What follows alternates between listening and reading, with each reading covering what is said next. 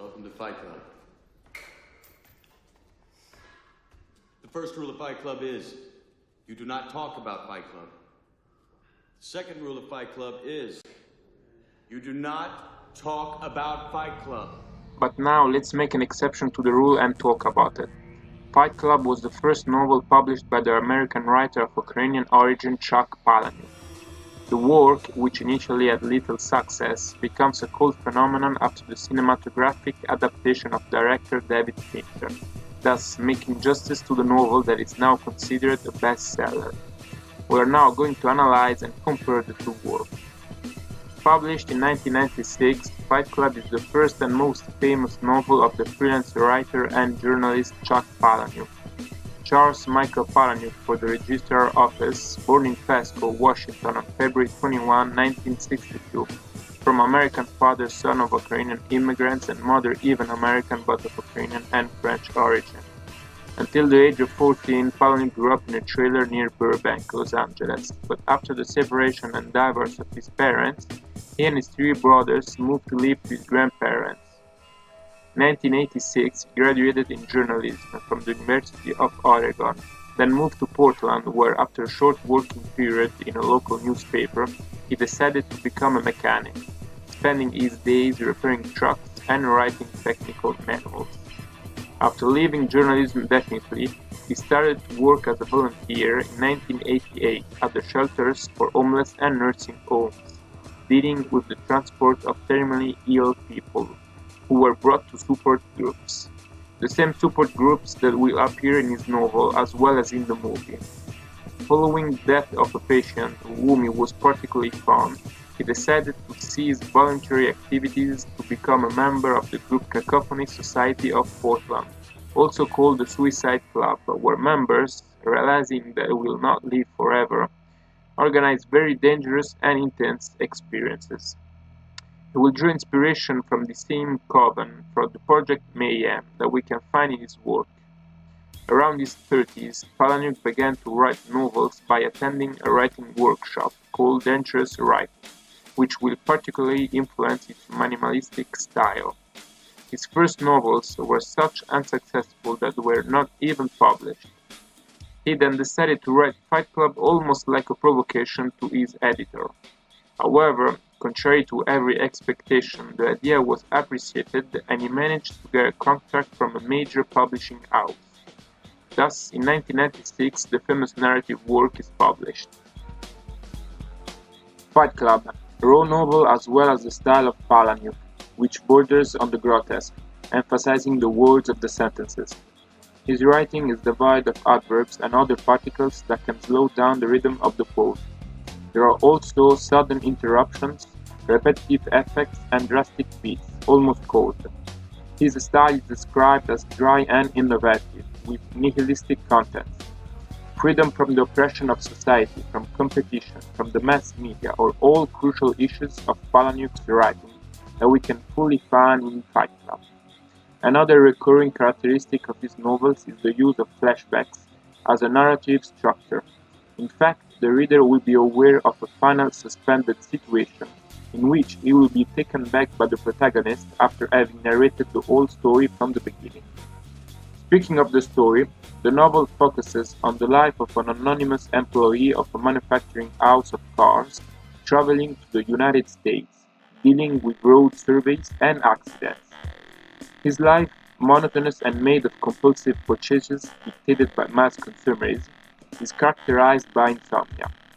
Failing to find treatment, he will begin to attend support groups for terminally ill patients, posing as such.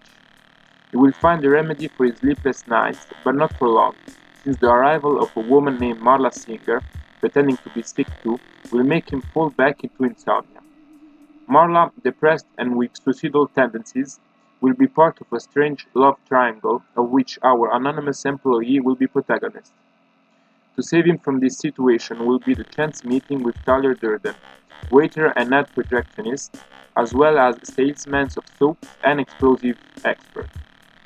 Together, they will create the famous Fight Club, a group of clandestine fighters based on secrecy, where the participants give rise to violent fights with the aim to vent all their anger and repression. an act of revolt towards society, towards consumerism and conformism. So it is defined by Tyler.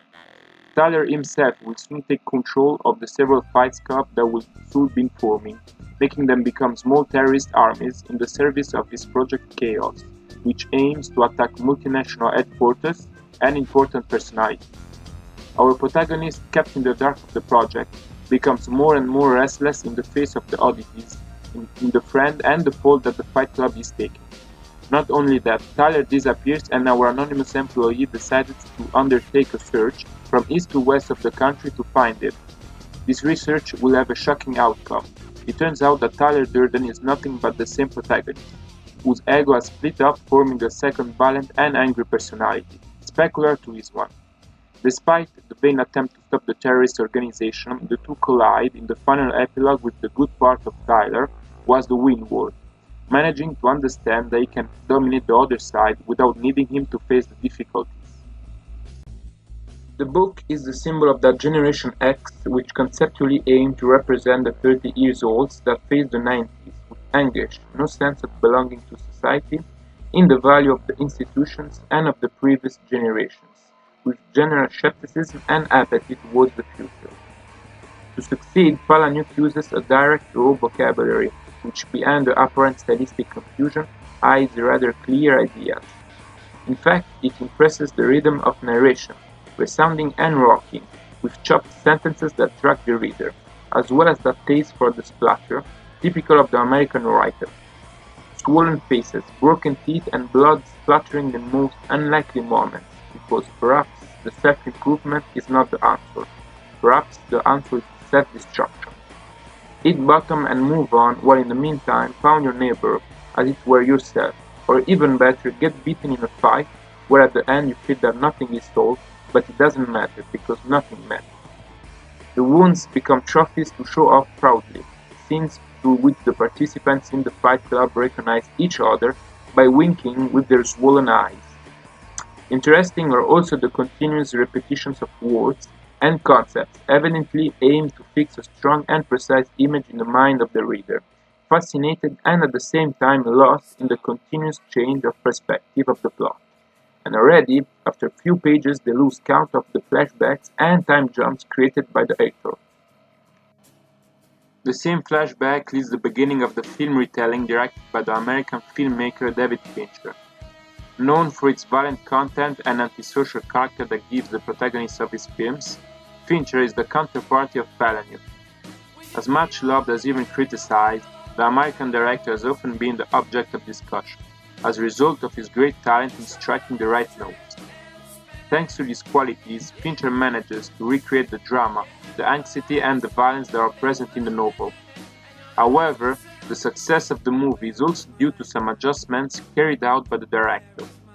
If the film adaptation remains true to the novel, it is also true that there are some differences that make the film more appealing. Firstly, the characterization of Tyler Durden, described in the novel as a psychopath, cynical and violent, but most of all as the dark side of the protagonist. In the movie, he plays the role of a charismatic leader, strong and attractive, to which all refer. Due to the interpretation of Brad Pitt, the character of Tyler, albeit always insane, turns out to be fascinating and a role model, a bit like a rock star. The other aspect which differentiates from the novel is the happy ending of the film. Yes, because in the book of Palahniuk, the anonymous protagonist ends up in a psychiatric hospital after shooting himself to try to drive away his alter ego, and since it is not well known what happened to the latter, the final remains a bit pending. Many people think that the psychiatric hospital is just another vision of the protagonist, which may have died. Instead, in the Fincher's film, the protagonist, played by Edward Norton, seems to be able to eradicate the bad Tyler and at the same time to survive the gunshot, with a final scene hand in hand with Marla Singer, played by Helena Bonham Carter. Differences aside, Fincher succeeds, in my opinion, in the difficult task of adapting cinematically a psychological novel with strong and unconformist ideas. Moreover, the choice of actors such as Brad Pitt, Edward Norton, and Helena Bonham Carter is more than apt, as well as the soundtrack made up for the occasion by the Dust Brothers. All these ingredients give voices and images to the novel by Palahniuk, making it a real cult for an entire generation. It is said that the book is always better than the movie, but this time I wouldn't be so sure. Who read the novel first and then saw the film adaptation is unlikely to be disappointed.